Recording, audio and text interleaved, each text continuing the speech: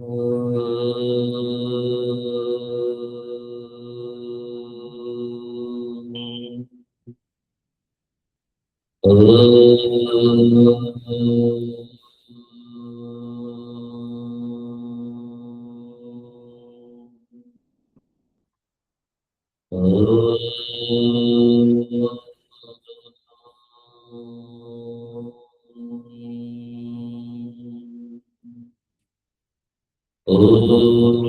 सहनाववतु सहनः पुनस्तु सह वीर्यं करवावहै तेजस्विनावधीतमस्तु मा विद्विषावहै।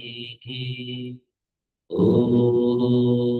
शान्ति शान्ति शान्तिः।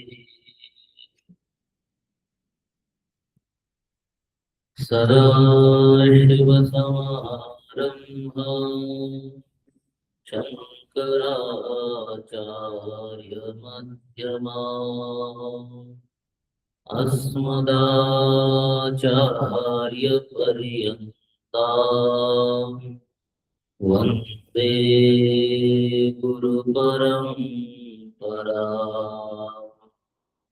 श्रुतिस्मृतिपुराणानाम् आलयं करुणालयम् नमामि भगवत्पादम् शङ्करं लोकशङ्करम् शङ्करं शङ्कराचार्यं केशवं बादरायणम् सूत्रभाष्य कृतौ वन्दे भगवन्तौ पुनः पुनः।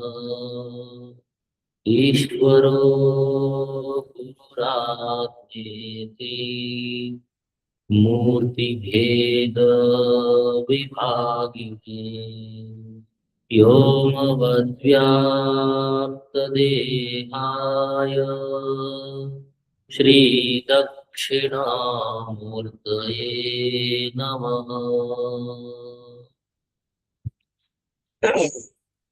ॐ भद्रं कर्णेभिः शृणुयाम देवाः भद्रं पश्येमाक्षभिर्यजत्राः स्थिरैरङ्गैः स्तुष्ट्वागुंसस्तनूभिः व्यशेम देवहितं यदायुः स्वस्ति न इन्द्रो वृद्धश्रवाः स्वस्ति नः पूषा विश्ववेदाः स्वस्ति नस्तार्क्ष्यो अरिष्टनेमिः स्वस्ति नो बृहस्पतिर्दधातु। ॐ शान्ति शान्ति शान्ति।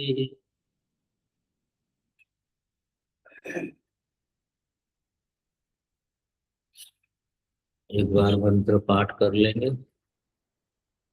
ओमित्येतदक्षरमिदं सर्वम्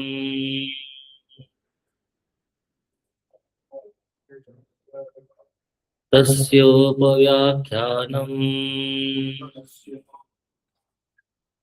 भूतं भवद्भविष्यदिति सर्वमोङ्कार एव यच्चान्यत्रिकालातीतम् तदप्योङ्कार एव सर्वं ह्येतद्ब्रह्म अयमात्मा ब्रह्म स्वयमात्मा चतुष्पात् जागरितस्थानो बहिष्प्रज्ञः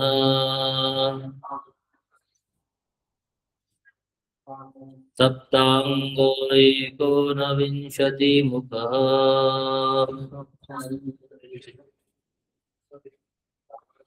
स्थूलभुग्वैश्वानरः प्रथमः पादः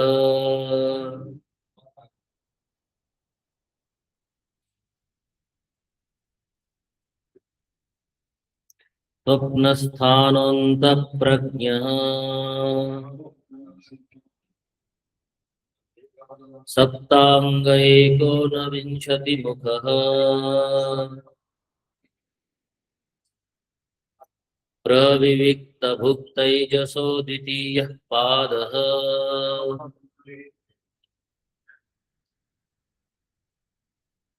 यत्र सुप्तो न कञ्चन कामं कामयते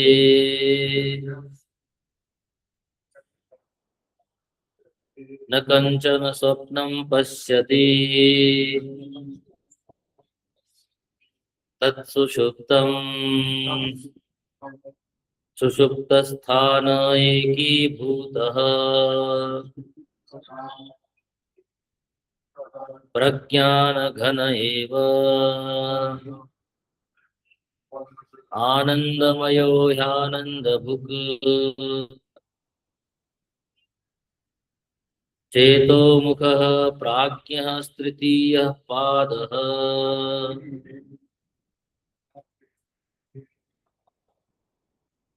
एष सर्वेश्वरः एष सर्वज्ञः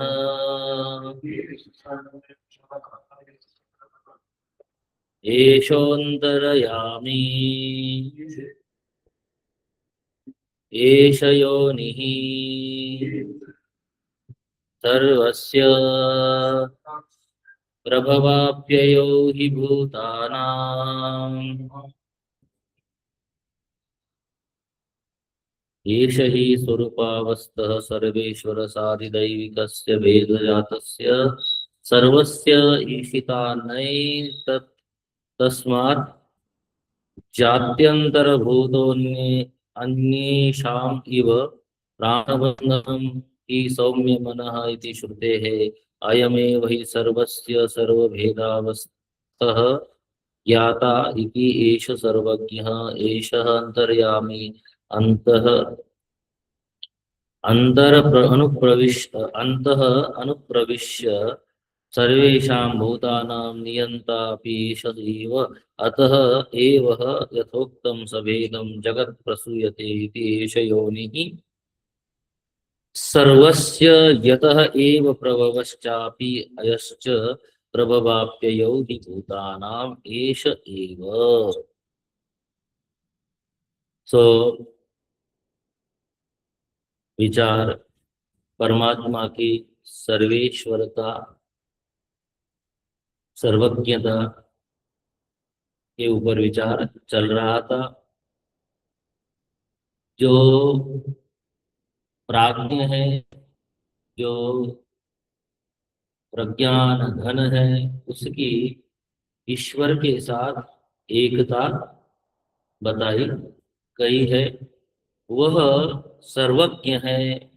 सर्वज्ञ कैसा है कि सभी का उसे ज्ञान है, अर्थात वह प्रत्येक वस्तु के अंतर्गत है और उसके अंतर्यामी के रूप में सब कुछ जान रहा है।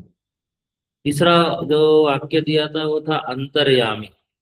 भगवान भाष्यकार ने कहा अयमेव ही सर्वस्य सर्वभेदावस्थः ज्ञाता।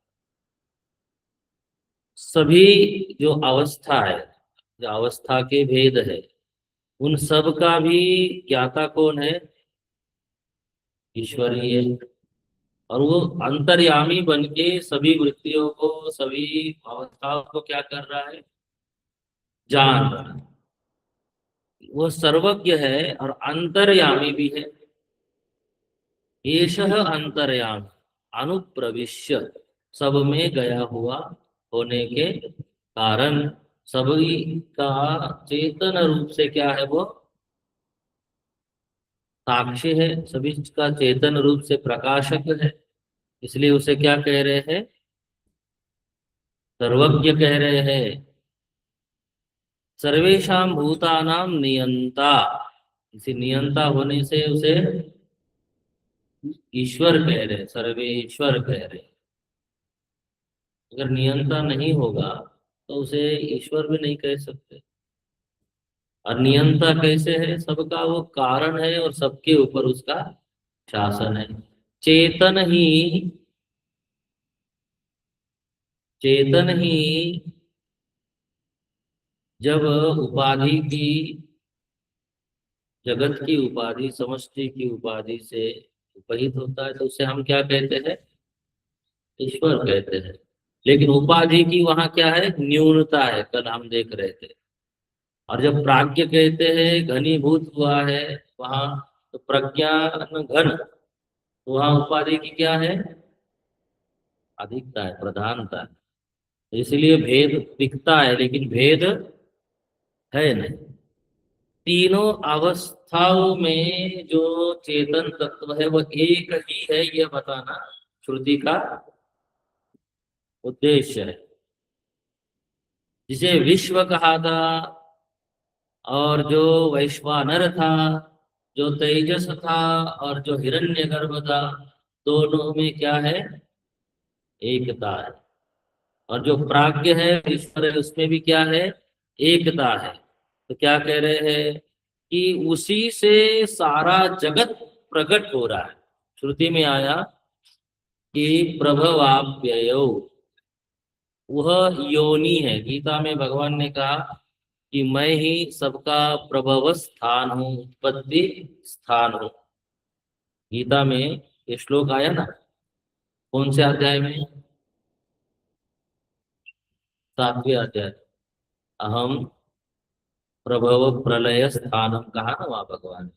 और महद योनि भी कहा। तो ये सारा जगत का अधिष्ठान कौन है? वही चेतन है। उसी में यह स्थित है। उसके बिना इसकी सत्ता नहीं हो सकती। जगत की सत्ता परमात्मा के बिना तो हो ही नहीं सकती। तो यहाँ कह रहे हैं कि यथोक्तम सभेदम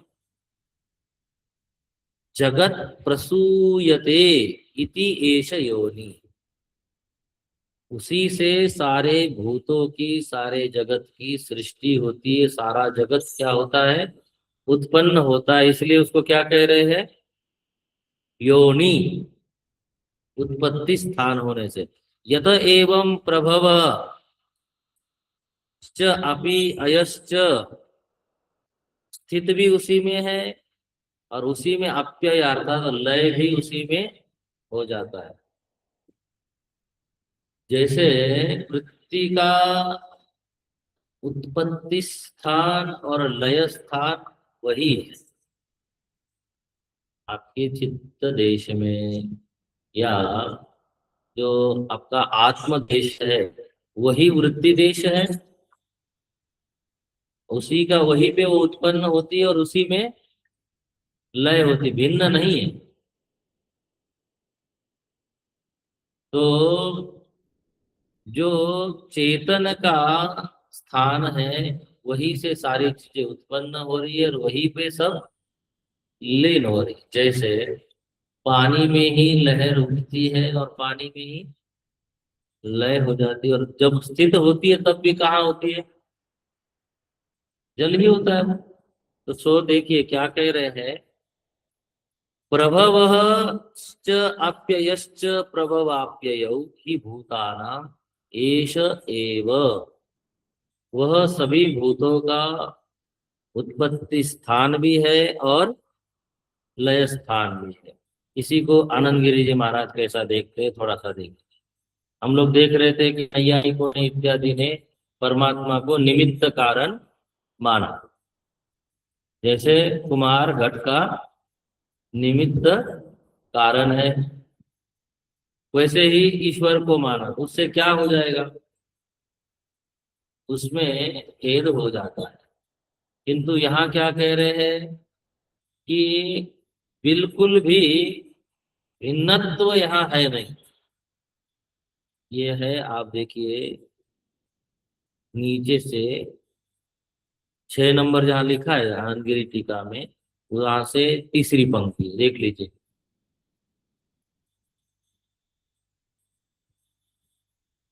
मिला? कहाँ देख रहे हैं राजीव जी?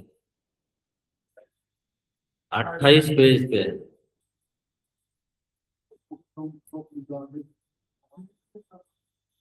हाँ, उसी में देख लीजिए।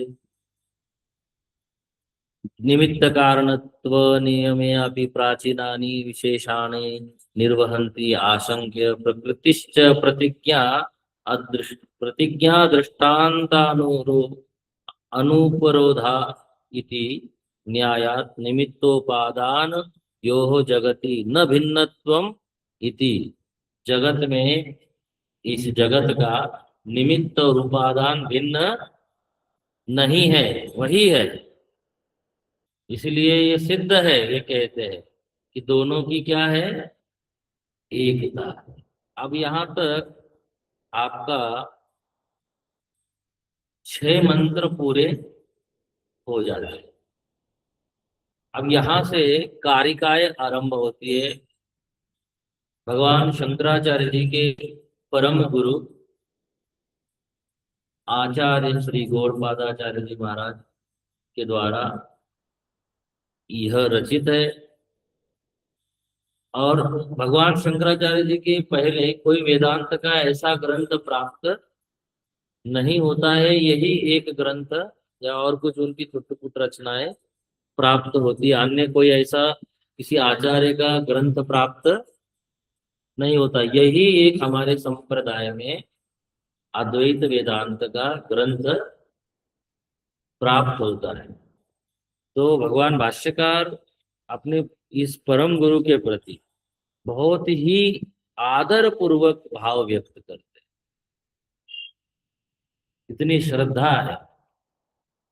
हमें अपने गुरुजनों के प्रति किस प्रकार से वृत्ति रखनी चाहिए, क्योंकि मेन क्या है, ज्ञान की उत्पत्ति में, प्रज्ञा की उत्पत्ति में हेतु तो आपकी श्रद्धा ही बनती है। अगर श्रद्धा नहीं है तो बड़े से बड़ा बुद्धिमान तार्किक व्यक्ति क्यों ना हो, वह उसके अंदर प्रमा उत्पन्न नहीं हो पाती।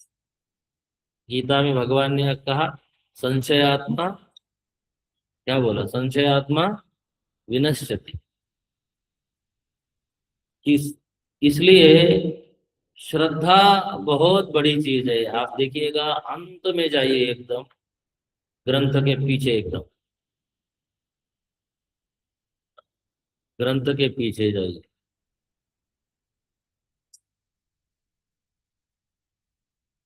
297 पेज देखिए।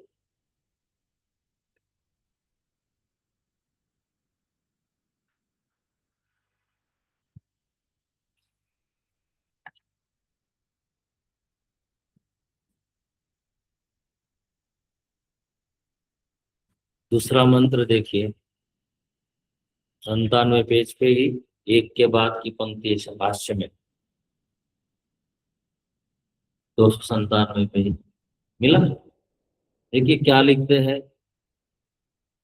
हमें भी यह चीज सीखने की है, इसलिए बता रहे हैं कि हम जो ग्रंथ पढ़ रहे हैं उस ग्रंथकार के प्रति, भाष्यकार के प्रति हमारी क्या होनी चाहिए, ऐसी श्रद्धा होनी चाहिए। देखिए क्या कहते हैं। प्रज्ञा वैशाख वेद वेद क्षुभित जल निधेर वेद नामनो अंतरस्थम भूतान्यालोक्य मग्नानि अविरत जनन ग्राह घोरे समुद्रे कारुण्याद उद्धारामृतम इदम अमरैः दुर्लभम भूत हेतो यस्तम पूज्याभिपूज्यम परम गुरुम अमुम पाद पातैर नतोस्मि। देखिए क्या कहते हैं। यस्तम, यह, तम, पूज्याभिपूज्यम, पूज्यों में भी जो पूज्य है। परम गुरु, गुरु कैसे है? ये परम गुरु है, गुरु के भी गुरु है, पूर्वाचार्य है। अमुम पाद पातैर नतोस्मि, उनके चरणों में गिर के, पाद पात, पात माने गिरना, गिर के क्या करते? दंडवत प्रणाम करते, नतोस्मि, मैं उनको नमस्कार करता हूँ। इस वाक्य से ही उनकी, गौड़पादाचार्य जी के प्रति अपनी भक्ति भगवान भाष्यकार की दिखाई देती है। फिर देखिए आगे क्या लिखते हैं। यत् प्रज्ञालोक भाषाम प्रतिहति मगमत, प्रतिहतिम अगमत स्वांत मोहांधकारो मज्जोन मज्जच्च घोरे यसत्कृत उपजनोद वन उपजनोदवन वती उपजनोदवन जनोदत्वती त्रासने में यत्पादाश्रितानां श्रुति शम विनय प्राप्तिग्र्या ही अमोघा तत्पादौ पावनी, तत्पादौ पावनीयो भवभय विनिदौ सर्वभावैः नमस्यैः, नमस्ते। देखिए किस प्रकार से उन्होंने अपने परम गुरु को प्रणाम किया है, ये हमें देखना चाहिए। और इससे अपनी श्रद्धा को, अपनी भक्ति को, अपने भाव को दृढ़ करना चाहिए, जो हमें इस मांडुक्य में, मांडुक्य कारिका में अपनी निष्ठा उत्पन्न कराने में, प्रज्ञा उत्पन्न कराने में क्या बनेगा? ये सहायक बनेगा। सो आइए अपने विषय पे आते हैं। अत्र एतस्मिन् यथोक्ते अर्थे एते श्लोका भवन्ति। अभी तक हम लोगों ने जो बहिष्प्रज्ञ, अंतःप्रज्ञ और प्राज्ञ, इन तीनों के ऊपर जो विचार किया श्रुति के द्वारा, अब इन्हीं को समझाने के लिए श्रीमद् गौड़पादाचार्य जी महाराज क्या लिखते हैं? कारिकाएं लिखते हैं। तो अब ये श्लोका, भगवान भाष्यकार किसको क्या कहेंगे आप? श्लोक। इन्हीं कारिकाओं को क्या कहते हैं? श्लोक। अत्र एते, अत्र एतस्मिन् यथोक्त अर्थे, जो श्रुति ने कहा है उसी को फिर समझाने के लिए, यथोक्त अर्थ का निष्पादन करने के लिए ये श्लोक प्रस्तुत किए जाते हैं। अथ गौड़पादीय कारिका, आइए इसका पाठ करिए। बहिष्प्रज्ञ विभुर्विश्वः,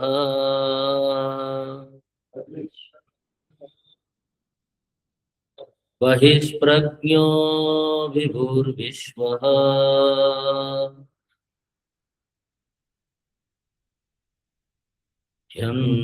ह्यन्तप्रज्ञस्तु तेजसः।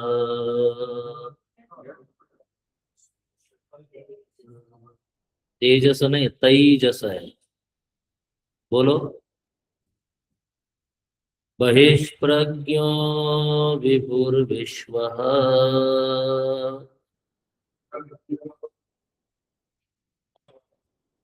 ह्यन्तः प्रज्ञस्तु तेजसः।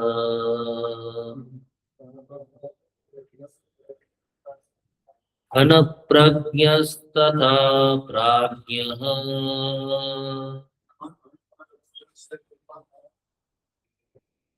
एक एव त्रिधा स्मृतः।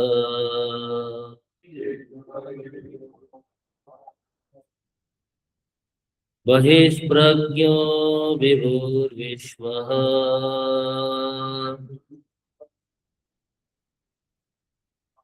ह्यन्तप्रज्ञस्तु तेजसः।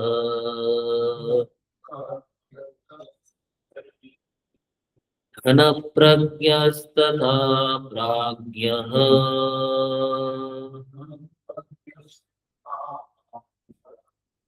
एक एव त्रिधा स्मृतः।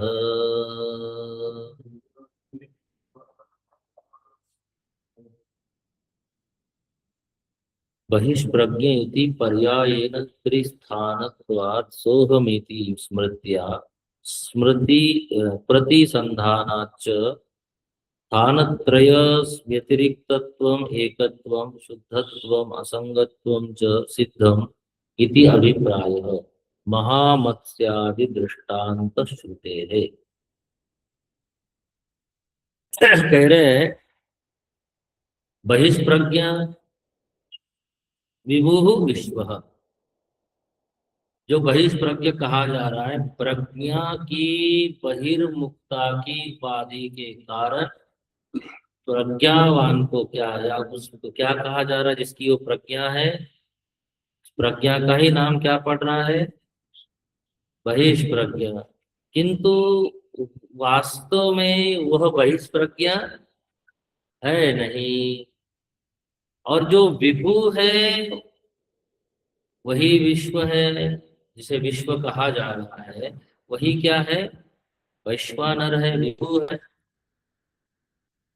तो जो उपाधि से भेद किया जा रहा है प्रज्ञा के विषयाकारता के कारण, ऐसा लगता है कि प्रज्ञा ही दो भागों में बढ़ गई, कि अंतः प्रज्ञा हुई और बहिष्प्रज्ञा हुई।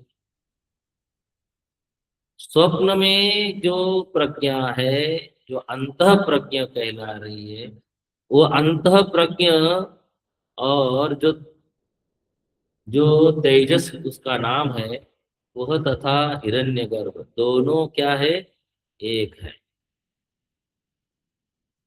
बहिष्प्रज्ञ बन रहा है जब कह रहे हैं हम उसमें, तो क्या कहेंगे, एकोन विंशति मुख प्रविविक्त उप, हाँ? और यहाँ पर भी क्या कह रहे हैं, एकोन विंशति मुख। एकोन विंशति मुख कहने से ही वो बहिष्प्रज्ञ कहलाता है। बहिष्प्रज्ञ तभी होता है जब वो एकोन विंशति मुख वाला होता है। एकोन विंशति मुख माने, आपके लिए, आपने पुस्तक नहीं लिया ना? हाँ, लिए है, तो खोलिए फिर। हाँ जी, हाँ तो फिर खोलिए ना, खोलिए उसमें मांडुक्य उपनिषद। मांडुक्य के छठे मंत्र के बाद देखिए कारिका आएगी।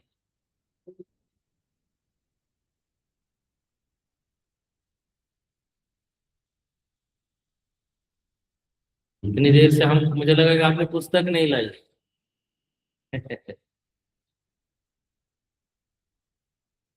देखिए क्या कहते हैं, तो जो बहिष्प्रज्ञ है कहला रहा है, वो इंद्रियों के कारण एकोन विंशति मुख माने पंच ज्ञानेन्द्रिया, पंच कर्मेंद्रिया, पंच प्राण, हाँ? और अंतःकरण चतुष्टय के द्वारा ही वो विषय देश में क्या करता है, प्रवेश करता है, तो उसको हमने बहिष्प्रज्ञ कह दिया। लेकिन जब उसकी उपाधि की दृष्टि से देखते हैं तभी वो बहिष्प्रज्ञ है, अन्यथा वास्तव में वो बहिष्प्रज्ञ भी नहीं है। वो क्या है, स्वरूपतः, स्वरूपतः वो आत्मा है, बहिष्प्रज्ञ नहीं है। अंतः प्रज्ञ तेजस, तो जो जागृत स्थान में विषय का भोग किया, उसकी जो वासनाएं बनी, वही वासनाएं मन जब स्पंदित हुआ, तो उसी को क्या कहा गया, वहां पर भी जो प्रज्ञा है आत्म व्यतिरिक्त विषय में ही जा रही है, लेकिन उसे अंतः प्रज्ञा कहते हैं, क्योंकि वहां विषय की उस प्रकार से विविधता नहीं है, पर विविध भूख है। लेकिन वैसी विषयता नहीं है जैसे बहिष्प्रज्ञ में दिखते हैं विषय। अनेक साध्य साधन, वहां कहा था ना, अनेक साधन के है, वहां कहा बहिष्प्रज्ञ जब बनता है तो जागृत स्थान में, सुषुप्त स्थान में अनेक साधन तो नहीं है। और जो प्रज्ञा की घनता, प्रज्ञा एकीभूत कहा था, एकीभूत, एकीभूत प्रज्ञान घन, वो जो प्रज्ञान घन है उसको प्राज्ञ कहा गया। तो तीनों स्थान जो है, ये स्थान आप देख लीजिए, जैसे हम भगवान भाष्यकार ने लिखा पर्यायेन, जैसे कल हम देख रहे थे किसी की जो सर्वज्ञता है, वह सर्वज्ञता पर्यायन है, या क्या बोलते हैं, तो क्या कह सकते हैं, आपकी किसी विकल्प के साथ है। जैसे वशिष्ठ इत्यादि को भी वहां पे सर्वज्ञ कहा था, लेकिन वो वैसे सर्वज्ञ तो नहीं है ना जैसे परमात्मा सर्वज्ञ है।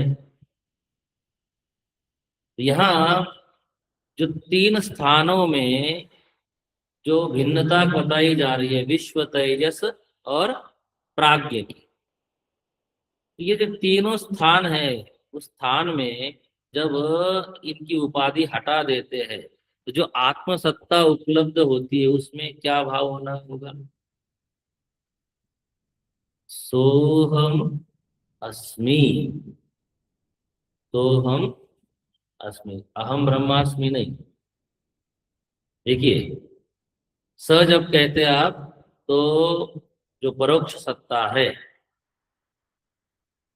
तो जो वहाँ देश तथा जो काल है वो क्या है उस सत्ता में? तो उसमें क्या कह रहे, सह अहम अस्मि, अहम का देश में क्या है, बोले कि अहम देश में जो देश और काल है वो अहम देश में है, और वहां सह परोक्ष, तो सह अहम अस्मि, सह कौन,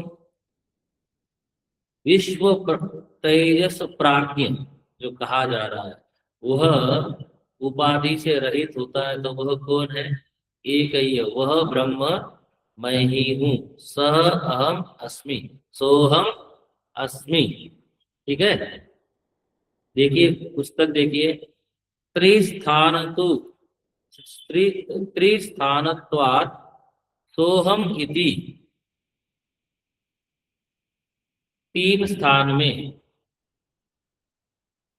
जो व्यवहार कर रहा है, जागा हुआ है, जो स्वप्न देख रहा है, जो सोया हुआ है, तीनों स्थानों में कौन है, मैं ही हूँ।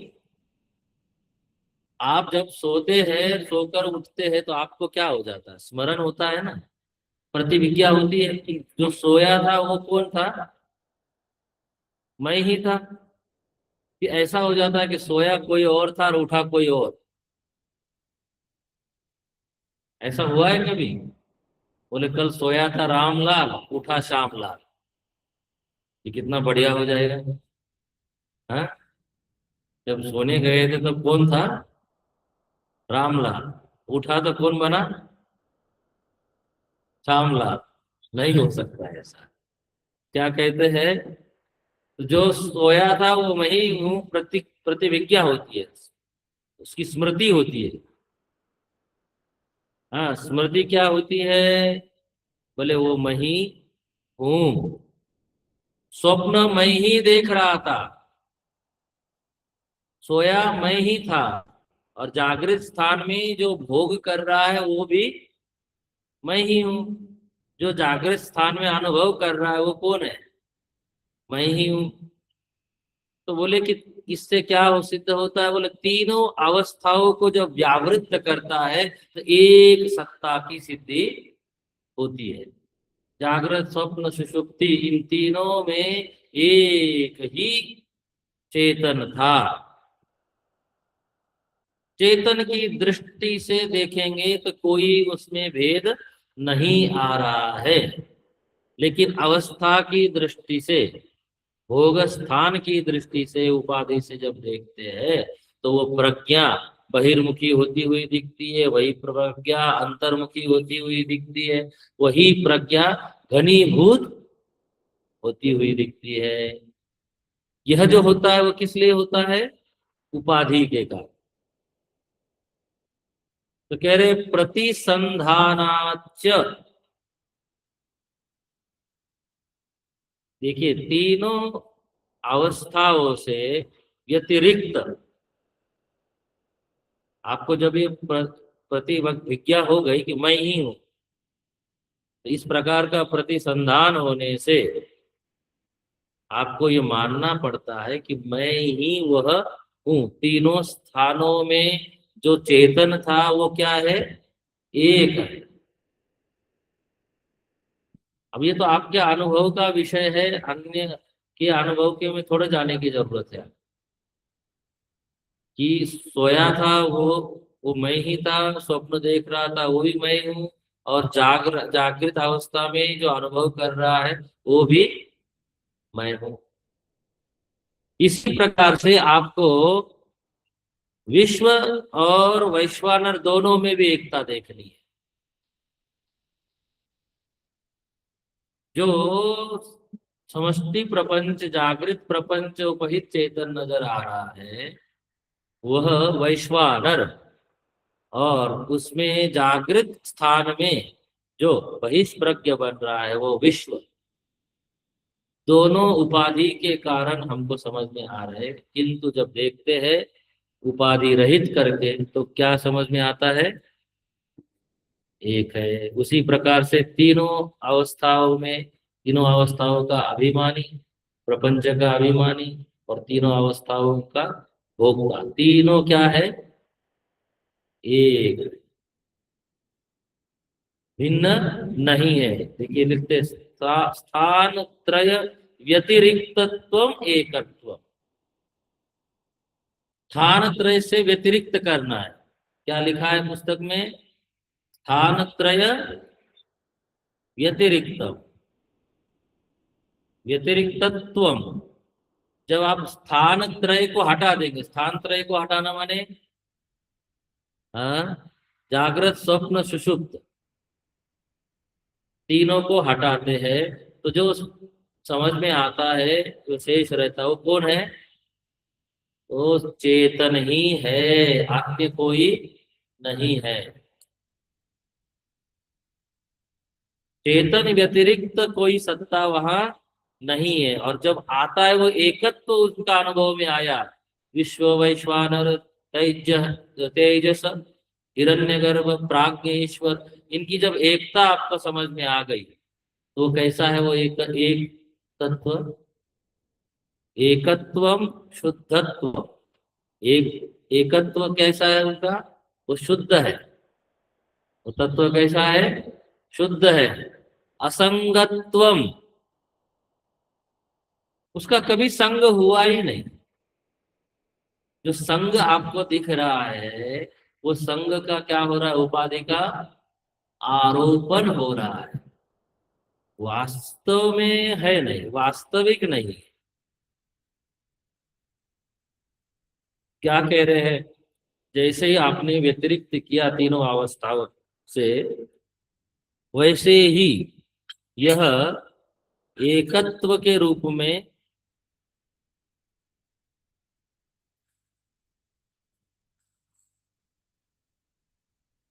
असंगत्व, शुद्धत्व उसका सिद्ध हो जाता है। सिद्धम, कैसा समझ में आ गया? शुद्ध और असंग वो सिद्ध हो गया। इति अभिप्राय। देखिए यहाँ आनंद गिरि जी महाराज क्या लिखते हैं? विश्वस्य विभुत्वं प्राग उक्त आदिदैविकादि भेदात अवधेयम। जो आदिदैविक रूप से हम लोगों को क्या लग रहा है उसमें? विश्व और वैश्वानर में विभू में क्या लग रहा है? भेद लगता है। बोले आध्यात्माधिदैवाभिभेदे। अध्यात्म और अधिदैव में क्या है? अभेद है। पूर्व उदाहरित पहले बता चुके हैं इसके पहले। श्रुतिम सूचयितुम ही शब्द, जो ये शब्द जो है वो क्या है? श्रुति को ही सूचित कर रहा है। स्थूल सूक्ष्म कारण, अब देखिए यहाँ क्या कह रहे हैं? स्थूल सूक्ष्म कारण उपाधि भेदात। स्थूल प्रपंच की, सूक्ष्म प्रपंच की और कारण प्रपंच की अर्थात सुषुप्त प्रपंच की उपाधि के भेद के कारण जीव में भेद हम लोग कर रहे हैं, लेकिन ये भेद हो नहीं सकता।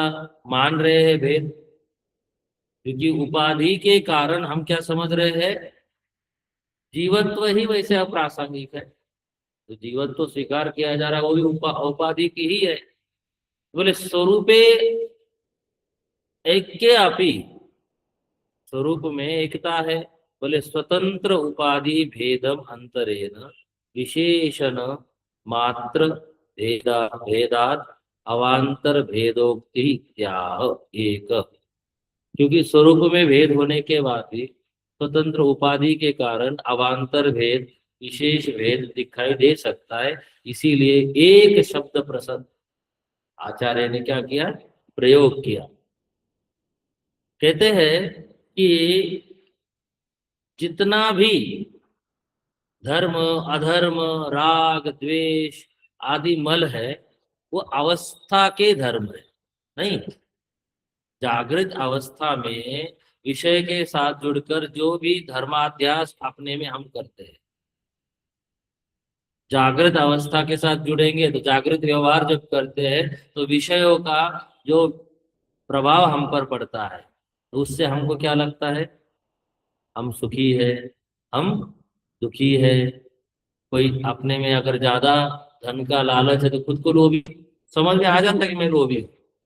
वो कहलाना नहीं चाहता, तो वो भी क्या होता है? आरोपण होता है। तो धर्म अधर्म राग द्वेष, धर्म है, अधर्म है, राग है, द्वेष। राग कहाँ होता है? जागृत अवस्था में भी राग हो जाता है, सोने में भी राग होता है महाराज, क्योंकि वहां सुख होता है ना। हाँ, तो सोने से आनंद होता है, तो कुछ लोगों को सोना बड़ा पसंद होता है। तो क्या कहते हैं? सुखानुशयी राग, दुखानुशयी द्वेष। जो भी सुख देता है उससे राग होता है, जो दुख देता है उससे द्वेष होता है। तो राग द्वेष आदि मल, मलस्य अवस्था धर्मत्वात्, ये सब अवस्था के क्या है? धर्म है। लेकिन अतिरेके शुद्धत्वम, उनको जब आप हटाते हैं, किसको? अवस्था को। माने जागृत अवस्था, स्वप्न अवस्था, सुषुप्त अवस्था, जागृत स्थान, स्वप्न स्थान, सुषुप्त स्थान, इन तीनों को व्यतिरिक्त कर देते हैं। तो जो तत्व उपलब्ध होता है वो कैसा है? शुद्ध है। शुद्धत्वम इत अपि सिद्ध्यति। मिला? पंक्ति मिली आपको? ये टीका में ही है, देखिएगा। अब भगवान भाष्यकार कह रहे सिद्धम इति अभिप्राय। ये तो अभिप्राय बिल्कुल भी सिद्ध हो जाता है, यही बताने का तात्पर्य यहाँ है। पर्यायेन माने क्रमेण, ठीक है ना? पर्यायेन माने क्रमेण। जैसे पीछे सर्वज्ञता बताई गई थी, तो क्रम से है या क्या? क्या बोला था पहले हमने एक शब्द? उनके अंदर जो सर्वज्ञता है वो क्या बोलते, सापेक्ष है या क्रम से है? तो देख लीजिए, ईश्वर की सर्वज्ञता कैसी है? वह स्वरूपता है, तो सबका कारण है। और यहाँ क्या कह रहे हैं, तीनों क्रम से आप देखते हैं तीनों अवस्थाओं को। तीनों अवस्थाओं में एक ही बुद्धि बनती है, सोहम अस्मि, मैं ही हूं। क्रम से बुद्धि बन रही है, जागृत, स्वप्न, सुषुप्त। सुषुप्त से स्वप्न में आए, स्वप्न से जागृत में आए, तीनों में मैं ही हूँ। एक बुद्धि बनी कि नहीं बनी, प्रतिविज्ञा बनती है। तो भगवान भाष्यकार कहते हैं कि एक श्रुति का उदाहरण देते, महा महा महामत्स्यात् महामत्स्यादि दृष्टांत श्रुते है। महामत्स्य, महामत्स्य माने क्या, महान मछली, बड़ी मछली। आज वेल समझ लीजिए या कोई और बड़ा मछली समझ लीजिए। तो श्रुति आनंद गिरि जी महाराज ने कोट किए, नीचे से देखिएगा, चौथी पंक्ति है, महामत्स्यादि इति, मिला। कहते हैं महान, महन्नादेन स्रोतसा, माने समझ लीजिए बहुत बड़ा नदी का जल है, बड़ी नदी है। बहुत बड़ा पात्र नदी का कहाँ मिलता है, कलकत्ते में। हाँ, बड़ा पात्र, तो समझ लीजिए बड़ी नदी का बड़ा पात्र है, और उसमें बहुत बहुत बड़ा महामत्स्य है। वो मत्स्य कभी इस तट पे दिखता है, कभी उस तट पे दिखता है, कभी इधर आता है, कभी उधर जाता है, कभी बीच में अटकलिया करता रहता है। तो कह रहे हैं स्रोत सा प्रकंप्य गति ही अति बलियान तिमी, बलियान तिमी, तिमी ही उभे कुले, उभे कुले, उभे माने दोनों तरफ, बलपूर्वक इस महान स्रोत में इधर से उधर क्या करता है, जल को कंपित करता हुआ दौड़ता है, नाचता है। संचरण, चलता है, संचरण, क्रम संचरण ताभ्याम अतिरिच्यते, इधर से उधर जाता है, किंतु उसे किसी कुल के साथ जुड़ा हुआ तो नहीं पाया जाता। देखिए क्या कहते हैं, न च तस्य कुलद्वयगत दोष गुणवत्व, वो इस तट पे आने से उस तट पे आने से तट के गुण दोष उसमें नहीं आते, किसी एक तट का संबंधी वो नहीं है। वैसे ही आत्मसत्ता तीनों अवस्थाओं में व्याप्त है, चेतन सत्ता तीनों अवस्थाओं में व्याप्त है, वो तीनों अवस्थाओं के गुण दोष उसमें नहीं आते। ऐसे ही वह क्या है, अवस्था त्रयातीत, तीनों अवस्थाओं से भिन्न है, परे है, अवस्था वाला नहीं है।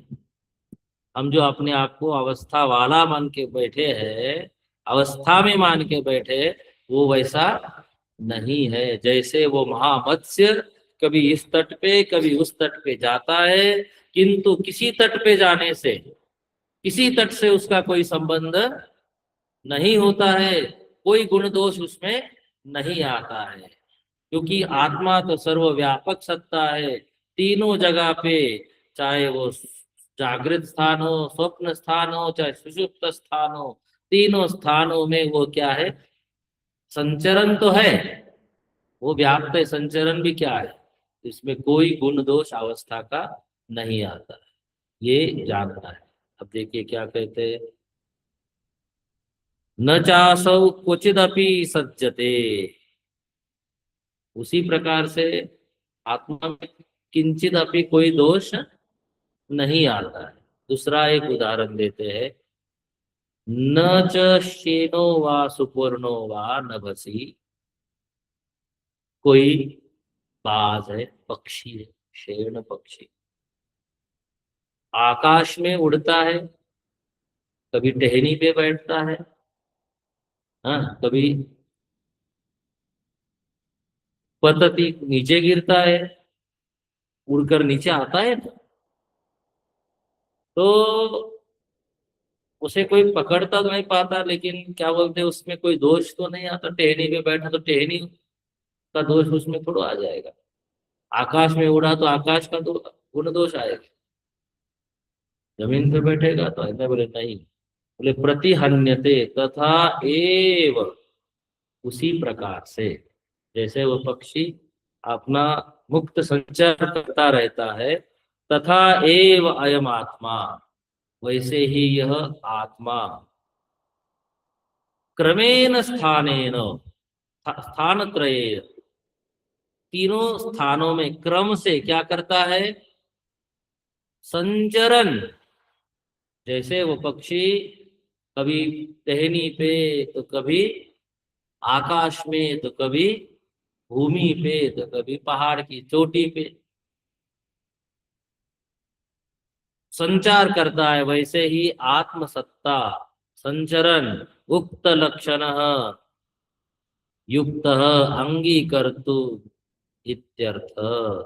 बोले कि इसी प्रकार से आत्मा में भी ये समझना चाहिए कि कोई भी उसमें दोष अवस्था का आता नहीं है, और वो मुक्त संचरण करता है। अब दूसरी जो कारिका आ रही है, कल देखेंगे, लेकिन अभी इतना समझ लीजिएगा। आपको जागृत स्थान में ही तीनों अवस्थाओं का अनुभव करना।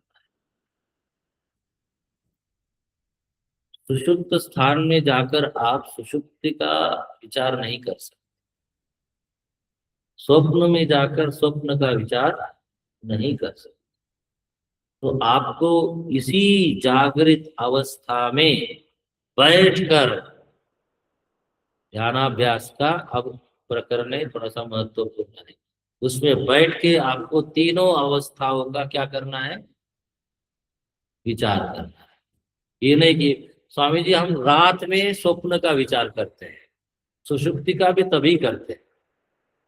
कभी नहीं कर सकते। जो सो गया वो क्या विचार करेगा, जो स्वप्न देख रहा है वो स्वप्न का क्या विचार करेगा। जब तक वो जागेगा नहीं तब तक स्वप्न टूटेगा भी नहीं, और स्वप्न जब तक टूटेगा नहीं तब तक वो जागेगा नहीं। हाँ जी। हाँ, जो सोवत है वो खोवत है, जो जागत है तो पावत है। तो जाग कर जागृत में ही तीनों अवस्थाओं में विचार करना है कि यह आत्म वस्तु, जैसे कहा था हम लोगों ने, प्रश्न उपनिषद में पढ़ा था कि दक्षिण अक्ष में जागृत अवस्था में यह आत्मा रहता है, पढ़ा था ना। अब यहाँ भी आएगा, तैतरीय में भी पढ़ा था। अब देखिए यहाँ पे आएगा, तो हम लोग कल देखते हैं। आज यही रोकेंगे। ओम पूर्णमद पूर्णमिदम पूर्णात् पूर्णमुदच्यते पूर्णस्य पूर्णमादाय पूर्णमेवावशिष्यते। ओम शांति शांति शांति। हरि ओम, श्री गुरुभ्यो नमः। हरि ओम।